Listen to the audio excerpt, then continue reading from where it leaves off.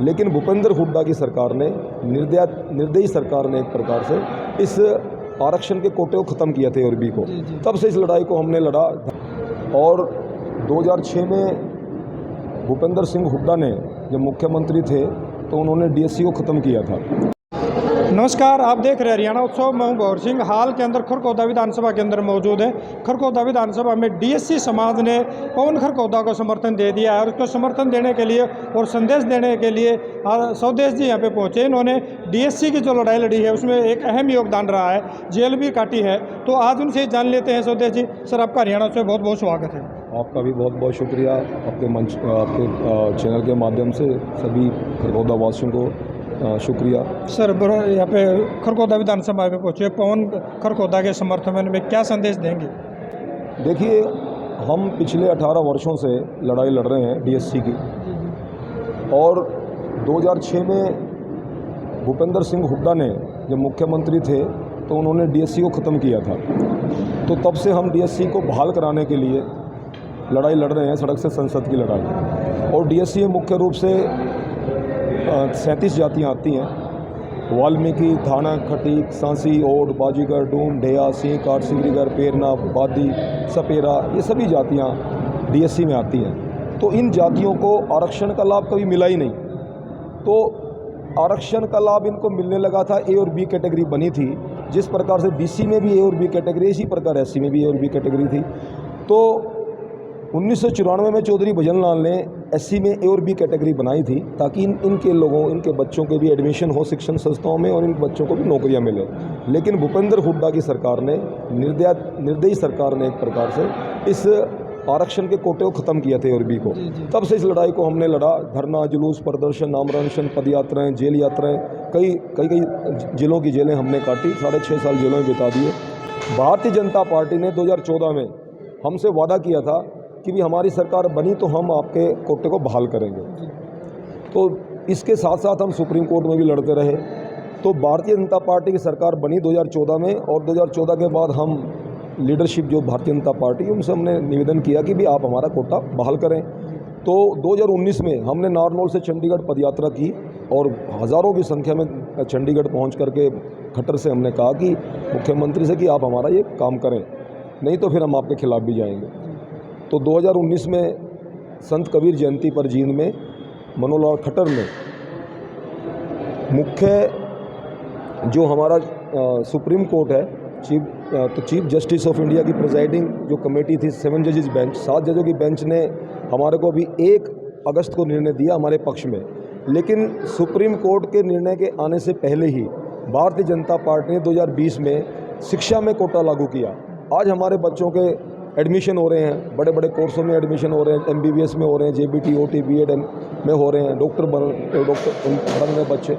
और अब जो मनोहर लाल की सरकार के बाद अब मुख्यमंत्री जो बने हैं नायब सिंह सैनी, बहुत ही सज्जन और बहुत ही अच्छे व्यक्तित्व हैं। और उन्होंने हमसे वादा किया है, 3-4 स्तर की बात हमारी हुई है कि जो सुप्रीम कोर्ट का निर्णय आया है उस निर्णय को हम सरकार बनते ही पहली कलम से लागू करेंगे। तो हमने 22 सितंबर को जींद के अंदर लाखों लोगों की रैली करके, 1 लाख लोगों की रैली करके हमने भारतीय जनता पार्टी को समर्थन किया है। और हम पूरे हरियाणा से अपील कर रहे हैं कि 1-1 वोट भारतीय जनता पार्टी को दें। 35 लाख लोग हैं हमारे DSC समाज में और हमने सबसे निवेदन किया कि 1-1 वोट जो है भारतीय जनता पार्टी को दें। इसी कड़ी में आज हम खरखौदा पहुँचे हैं। खरखौदा भाई पवन खरखौदा है जिनको टिकट मिली हुई है। टिकट चाहे धानक को मिलती, चाहे वाल्मीकि को मिलती, चाहे चमार भाई को मिली है, चाहे किसी को ही मिलती, हमारा काम है भारतीय जनता पार्टी के विधायक को बनाना।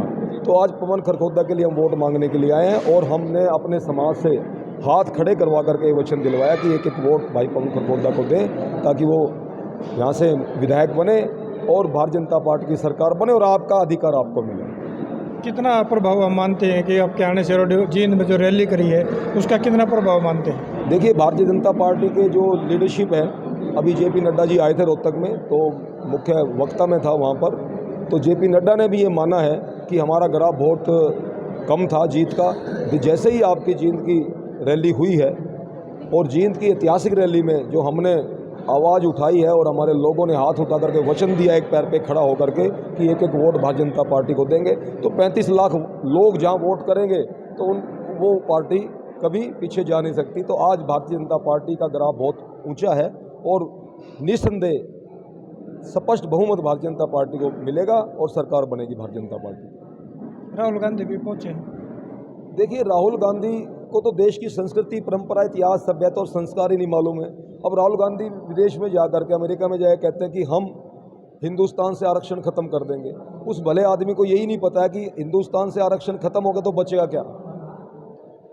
आप एससी समाज का आरक्षण खत्म कर देंगे, बीसी समाज का आरक्षण खत्म कर देंगे, तो आपको पता है एससी बीसी कितने हैं? पूरे देश में एससी बीसीओ की संख्या 68 करोड़ है। 68 करोड़ लोग अगर रोड पे उतर गए तो आपको छुपने का रास्ता भी नहीं मिलेगा। आपने पीछे कोरोना की महामारी देखी। कोरोना की महामारी में मेरे ख्याल इस सदी का सबसे ज़्यादा बड़ी महामारी कोरोना महामारी थी। कोरोना महामारी में एक तरफ तो पूरी जनता, पूरे बड़े बड़े संगठन, बड़ी बड़ी सोसाइटियाँ आम जनता के लिए सेवा में लगी हुई थी। हमारे प्रधानमंत्री नरेंद्र मोदी जी इतनी सारी सुविधाएं दे रहे थे। कोरोना वैक्सीन बनाई, जो हमने खुद अपनी वैक्सीन खुद भी इस्तेमाल की और विदेशों को भी हमने वैक्सीन भेजी। और ये राहुल गांधी जाकर के इटली में बैठ गए, तो मतलब इसको इस देश से मतलब नहीं है। राहुल गांधी तो ऐसा है कि उसको कश्मीर से कन्याकुमारी तक अपने स्टेट ही नहीं पता कितने स्टेट हैं। मैं आपको दावे के साथ कहता हूं, आप हिंदुस्तान का नक्शा रख दीजिए सामने बोर्ड पे और राहुल गांधी से पूछ लीजिए, बताइए जम्मू कश्मीर से लेकर के नीचे कन्याकुमारी तक कौन कौन से राज्य, वो राज्य नहीं बता पाएगा। जिले तो बहुत दूर की बात है। इन लोगों को कोई मतलब नहीं। अब ये कह रहा कि हम देश आरक्षण खत्म करेंगे।